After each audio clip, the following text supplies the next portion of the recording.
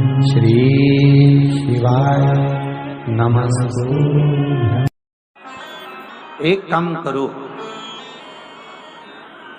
बालू रेत का शिवलिंग बनाओ, उसकी पूजन।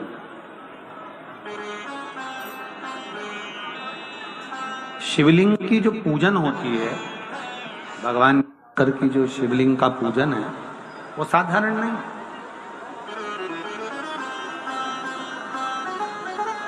दो गुप्त नवरात्रे होते हैं, थोड़ा ध्यान देंगे। दो गुप्त नवरात्रे होते, एक गुप्त नवरात्रा यही माघ के महीने में आता, जो 10 तारीख से चालू हुआ, 18 तारीख तक चले। श्रृंगी ऋषि ने इस गुप्त नवरात्रे का बड़ा वर्णन किया। श्रृंगी बाबा ने इस गुप्त नवरात्रे के बारे में बहुत कुछ बताया, बहुत।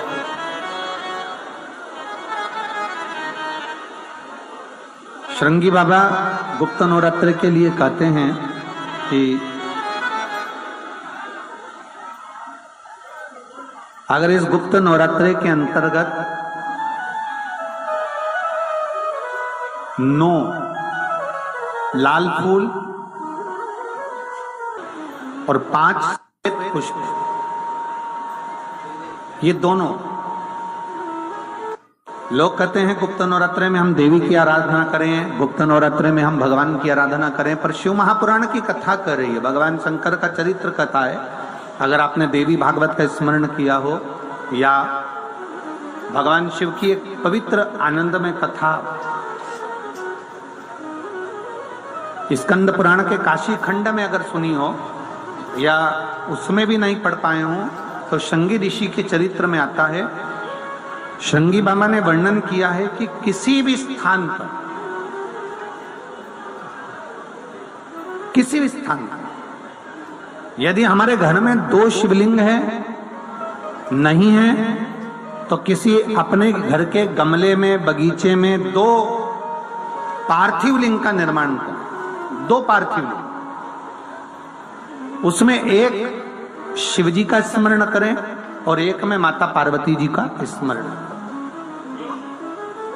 देवादिदेव महादेव 2 स्वरूप, 2 लिंग प्रकट कर कर, एक पर 9 पुष्प लाल और एक पर श्वेत पुष्प 5 समर्पित करें, बाबा की आराधना करें, घी का दीप लगाएं, पूजन करें और बाद में उन शिवलिंग को, उन पुष्पों को विसर्जन कर किसी भी नदी में, तालाब में, बावड़ी में, अगर वहां नहीं विसर्जन कर सकते हैं तो किसी वृक्ष के नीचे उनका विसर्जन कर दो। पर ये नवरात्रे, ये जो गुप्त नवरात्रे हैं, इस माघ महीने में जो गुप्त नवरात्रे आती है, इसी के अंतर्गत इसका पूजन है। एक बार हमने पहले वर्णन किया था, जिसके यहाँ संतान नहीं होती उसके लिए भी पहले जो आषाढ़ के महीने में जो गुप्त नवरात्रे आते हैं उसका स्मरण कराया था।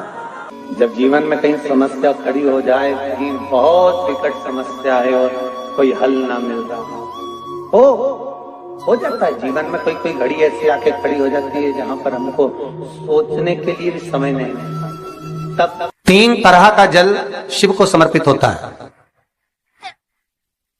और वो तीनों तरह के जल का अलग अलग भाव है हमारा। पहला जल सादा, घर से पानी लेकर गए, जल लेकर गए, शंकर को चढ़ाया, वो हमने घर का अपना एड्रेस बता दिया, भगवान शिव को जल चढ़ाकर अपने आनंद के लिए शंकर से कुछ प्राप्त कर लिया। दूसरा जल, जल के कलश में थोड़ा सा इत्र डालकर शंकर को जब समर्पित करते हैं, तो महाराज घर में अगर कोई व्यक्ति बहुत रोगीला है, बहुत रोगीला, एक शिव महापुराण में, स्कंद पुराण में, नर्मदा पुराण में, भविष्य पुराण में, अग्नि पुराण में, नारद पुराण में, बरहा पुराण में, वामन पुराण में जितनी चीजें लिखी गई है, एक एक प्रैक्टिकल कर कर देखो। तो शिव महापुराण, स्कंद पुराण का यह भाव याद करिए कि 1 लोटे पानी में इत्र मिलाकर, जल में इत्र मिलाकर, बहुत रोगीला व्यक्ति, बहुत बीमार व्यक्ति है, 1 लोटा पानी उसका हाथ का स्पर्श कराकर शंकर को चढ़ाना प्रारंभ कर दीजिए। महाराज केवल 5 या 7 दिन चढ़ाओ और वो 7 दिन के बाद में उस बीमार व्यक्ति का क्रम देखिए कि उसमें कितना आराम लगा है। औषधि, दवाई काम करना प्रारंभ करी कि ना करी। केवल इत्र समर्पित, इत्र का जल। तो पहला जल सादा, दूसरा जल है इत्र का, और महाराज तीसरा जल जो शिव महापुराण के अंतर्गत कहा गया है बेलपत्र का जल। तीसरा जो जल है वो बेलपत्र का जल है। बेलपत्र का जल कैसा? तो महाराज शिव महापुराण की कथा कहती है कि जल के पात्र में एक बेलपत्र अंदर डालकर उस जल के पात्र को ले जाकर शिव को समर्पित करना, अर्थात अपनी मन की कामना भगवान शंकर से कह देना, केवल बेलपत्र के माध्यम। बोलना नहीं है हमको कुछ, हमें कुछ कहना नहीं है। 3 तरह का जल का जो व्याख्यान वर्णन किया गया, एक सादा जल जो भगवान को कहा, आपने अपना एड्रेस बता दिया, आपने अपने मन का भाव बता दिया। इत्र का जो जल चढ़ाया गया वो केवल रोग मुक्ति के लिए चढ़ाया गया। और तीसरा बेलपत्र, अगर उस जल में एक बेलपत्र भी पड़ी हुई है और वो बेलपत्र पड़ा हुआ जल आप जिस भाव से चढ़ा रहे हो, जिस कामना से, अगर तुम्हें लगता है कि मेरी दुख का समय समाप्त नहीं हो रहा, मेरी दुख की घड़ी समाप्त नहीं हो रही, तो जो पेड़ तुम्हारे यहाँ लगाओ, जो पौधा तुम्हारे यहाँ लगाओ, जो वृक्ष तुम्हारे यहाँ लगाओ, जो क्यारा तुम्हारे यहाँ, कुंडी तुम्हारे यहाँ, उसी की मिट्टी को, उसी के पेड़ के नीचे, उसी पौधे के नीचे उस मिट्टी को थोड़ा सा हाथ से उसको उठाकर एक लिंग की आकृति बना लें। उसमें जलाधारी बनाने की जरूरत नहीं, केवल लिंग की आकृति बनाकर उसी की पूजन वहीं कर कर पानी चढ़ाकर 15 से 20 मिनट बाद अपना काम करने के बाद उसी को उसी मिट्टी में विसर्जन कर दें अपनी कामना कर कर। देव अधिदेव महादेव 2 महीने के बाद क्या देगा ये वही जान सकता। पर कथा सुन रहे हो, जितने फेसबुक और यूट्यूब पर सुन रहे हो, बहुत सावधानी से सुनना। सूखे आम के पत्ते जमीन पर गिर जाए। कैसे पत्ते? जब पतझड़ का मौसम आता है तो आम के जो पत्ते नीचे जमीन पर झड़ते हैं, 21 पत्ते इकट्ठे कर कर उसको आग लगाकर जलाकर भस्म तैयार कर लीजिए। और जिस पुरुष नारी को चर्म रोग हो जाए, चर्म रोग, कहीं खुजली चल रही हो, कहीं दाने पड़ गए हो, कहीं चमड़ी सफेद लाल काली पीली जैसी पड़ गई हो, कहीं दाग हो रहे हो, चर्म रोग, कहीं खुजाल चल रही हो, तो शिव महापुराण की कथा का ये संवाद याद रखिए। लिंगपुर आम के पल्लव को जो वर दिया गया, तो आम के 21 पत्ते इकट्ठे कर कर उसको आग लगाकर उसकी भस्म तैयार कर कर शंकर भगवान के शिवलिंग पर शाम के समय प्रदोष काल में चढ़ा दीजिए वो भस्म। और उस भस्म को उठाकर लेकर आ जाओ, डब्बी में भर लो और गाय का घृत उसमें डाल लीजिए और उस स्थान पर लगाना चालू कर दीजिए। 3 दिन में दांत खाद खुजली जो भी होगी मिटना प्रारंभ हो जाएगी। उसमें इतनी प्रबलता आ जाती है। शंकर को जो भस्म चढ़ी है, आम के पत्ते की भस्म का भी हमारा शास्त्र वर्णन करता है। उस भस्म को छान कर पीस कर उसका उसकी कोई दुकान आप डाल रहे हो, नया व्यापार चालू कर रहे हो और लग रहा है कि चलेगा कि ना चलेगा। पहले भी मैंने 2-4 दुकान डालकर देख ली, नहीं चली। अब नया डाल रहा हूँ, कर्जा कर कर डाल रहा हूँ, पैसे लाकर डाल रहा हूँ, चलेगा नहीं चलेगा। तो उसके लिए सबसे पहला काम करो, कम से कम दुकान खोलने के 7 दिन पहले आम के पत्ते की बंदरवाल बांधो। दुकान का मुहूर्त होने के 7 दिन पहले आम के पत्ते की बंदरवाल बांधो और कहीं आम के पत्ते की भस्म मिल जाए, वही भस्म जो आम के पत्ते 21 उठाए सूखे वाले, अलग से तोड़ के मत सुखाना, जो पत्ते नीचे गिरे हों उसको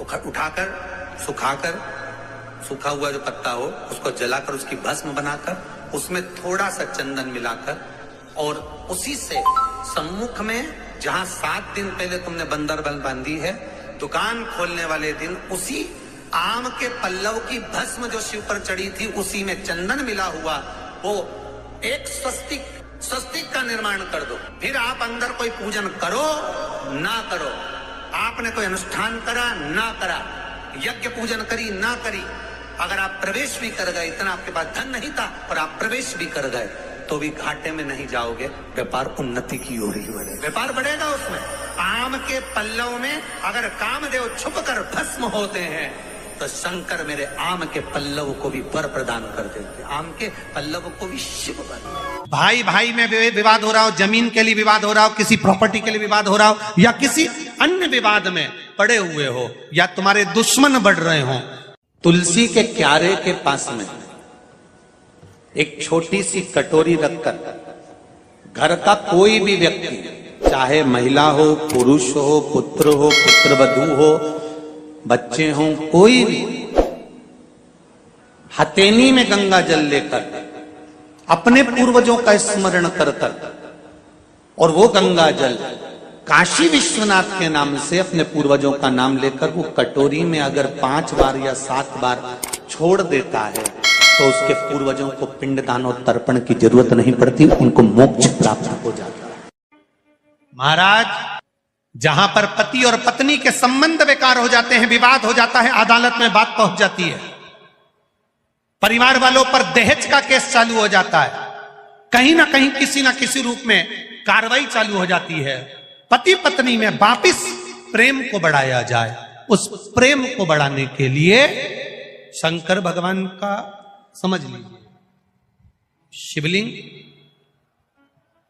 कनेर के पुष्प की माला, काय के पुष्प की, कनेर का वो पीला जो फूल होता है, आप टीवी पर दर्शन कर रहे होंगे, कनेर के पुष्प की माला जो ऊपर जलाधारी लगी है, जिस जलाधारी में से बूंद बूंद पानी गिरता है, ये शंकर भगवान की 5 बेटियों का स्थान है। कौन कौन सी बेटी नाम ले? जया, विषहरा, श्यामली बारी, दौतली और 5वें नंबर की देव।